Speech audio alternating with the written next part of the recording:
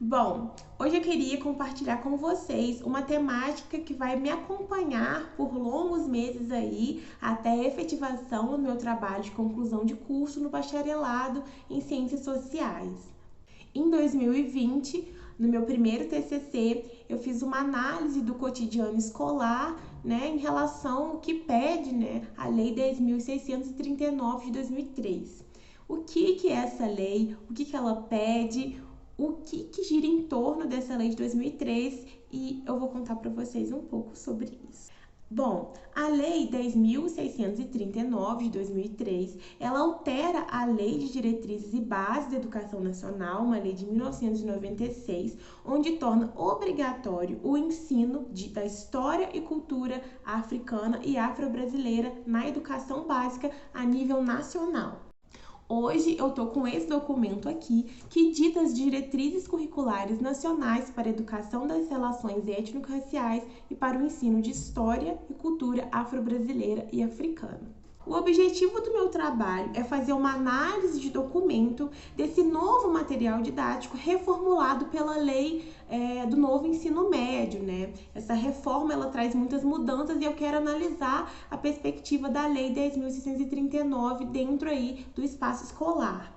Eu queria entender mais detalhadamente qual é a proposta do material no que tange as disciplinas de humanidades, das ciências humanas. Para começar, falar sobre essa lei, eu queria falar sobre o perigo de uma história única, que é o que a Chimamanda fala em uma de suas palestras.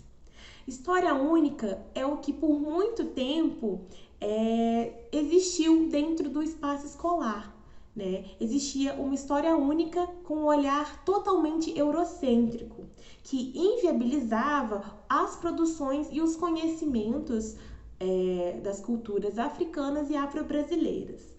Existe um desconhecimento tanto da história da África, tanto pelos professores, quanto também pelos alunos. Desse modo, as pessoas não conhecem a ação e a agência dos sujeitos negros na formação da sociedade brasileira.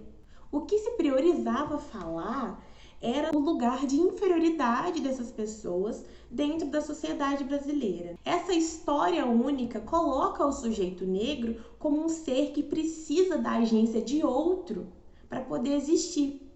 Então, a lei de 2003, ela vem no intuito de valorizar os conhecimentos e a ciência de povos que foram inferiorizados por muitos séculos. A lei ela vem para quebrar também essa ideia de que existem culturas inferiores ou sociedades inferiores e também colocar em pauta a diversidade cultural e étnica das pessoas. No Brasil, ainda hoje existe a ideia de uma democracia racial, onde as raças elas convivem em harmonia e que não existe diferença porque somos todos iguais. Isso é uma bobagem, gente? Uma besteira. A gente precisa pontuar a diversidade, as diferenças, trazer o trabalho da diferença para dentro das salas para poder quebrar com toda essa ideologia eurocêntrica que insiste em permanecer dentro da escola, em outras áreas também da nossa sociedade. E uma coisa que eu queria comentar também é que essa lei ela é resultado de toda a movimentação negra, seja do movimento negro, seja da Frente Negra Brasileira, seja do Teatro Experimental do Negro, e aí uma personalidade muito importante que é o Abdias Nascimento. Indivíduos esses que entenderam que desde muito tempo o racismo orienta as nossas relações sociais, impede que conquistemos lugares, conquistemos espaços dentro dessa sociedade. Uma sociedade que inferioriza nossos corpos e destina sempre lugares de marginalidade para essas pessoas. Então, é por conta de toda essa movimentação negra que se formulou as políticas públicas, as ações afirmativas, que tem valido aí desde 2003, e outras políticas também, como a gente tem a política de cotas de 2012, que vai buscar trazer uma equidade dentro da sociedade. É claro que essa lei, sendo de 2003, não resolveria até hoje conflitos e problemas de 5 séculos. A gente vê, claro, um resultado, né, dessa implementação, mas para que ocorra a sua real efetivação, tem questões que devem ser superadas. A partir disso, eu queria falar sobre os pontos que facilitam e os pontos que dificultam a real efetivação dessa lei. Uma das dificuldades, né, presente em todos os trabalhos que eu tenho lido e que também foi resultado, né, que eu percebi dentro da minha última pesquisa, foi a formação dos professores, né?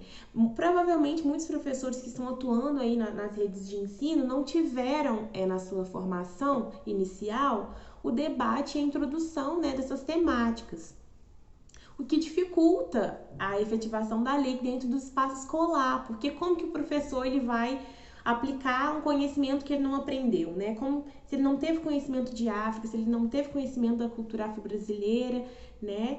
Como que ele vai aplicar e repassar isso para os seus alunos? É lógico que hoje existem os programas, as ONGs, os núcleos de estudos que fornecem informação continuada nessa temática, mas isso depende de um interesse que parte individualmente do professor, do educador, né? Um outro ponto também que pode dificultar essa ação é que individualmente a gente não consegue mover as estruturas, né? Dentro do cotidiano escolar, a gestão escolar tem que estar comprometida, né? As secretarias de educação do estado, do município, têm que estar comprometidas com a efetivação da lei, né? Trazendo documento, material didático para dentro desse espaço escolar. O silêncio escolar também é um agente que dificulta a real efetivação da lei. Existe um livro da Elaine Cavaleiro onde ela fala sobre esse conceito, né, do silêncio escolar. Existem muitos professores que acham que falar sobre racismo já é uma forma de estar discriminando. Só que o que esses professores precisam entender é que não existe uma busca por centrar o estudo desses temas, né? O que a lei pede é que se amplie a valorização e o conhecimento das culturas, né? Se prioriza a diversidade cultural, que traga a presença das personalidades negras e indígenas na construção do Brasil. Eu acredito que o que tem facilitado a presença da lei dentro da sala de aula é o material e toda a produção das ONGs, dos núcleos de estudos africanos, né, dentro das universidades, que priorizam essa temática, trazem esses conteúdos, trazem a história de África, né, traz a contribuição e valorização e reconhecimento das produções afro-brasileiras, tanto artísticas, na ciência, na religião. O movimento negro também tem grande participação nessa valorização da nossa cultura, a partir do momento em que ele ressignifica o conceito de negritude, trazendo para o debate o ser negro a partir do seu ponto de vista, né? Trazendo a questão dos traços estéticos, o nosso cabelo é bonito, a nossa cor é bonita, e uma visão afastada do olhar de inferioridade que coloca o negro como inferior, como sujo, como o mal. Então, assim como o racismo ele se reproduz nas nossas estruturas, ele também está presente institucionalmente dentro do espaço escolar, só que de uma forma silenciosa e que se renova a cada momento. Então, a presença dessa lei dentro do espaço escolar é importantíssima para combater a discriminação e combater também o racismo, né? Para que esses alunos eles sejam vistos como sujeitos e possam construir, né, a sua identidade a partir da educação também, dessas relações raciais, e que consigam aí visualizar futuros possíveis dentro da sociedade. Ao longo das minhas leituras eu posso trazer mais sobre essa lei, sobre a análise, né, que eu vou fazer do material didático, né? Então eu acho que esse vídeo é mais para o conhecimento da lei inicialmente, e eu preciso escrever, né, gente? Falando ajuda a conectar essas informações dentro aí do meu trabalho. Se vocês quiserem saber mais de todo esse percurso que eu tenho que construir aí até a defesa, né, do meu trabalho. A gente pode conversar também. Queria saber de vocês sobre o que acham, apontamentos, críticas. Enfim, escrevam aqui para mim e a gente vai conversando como sempre. Bye!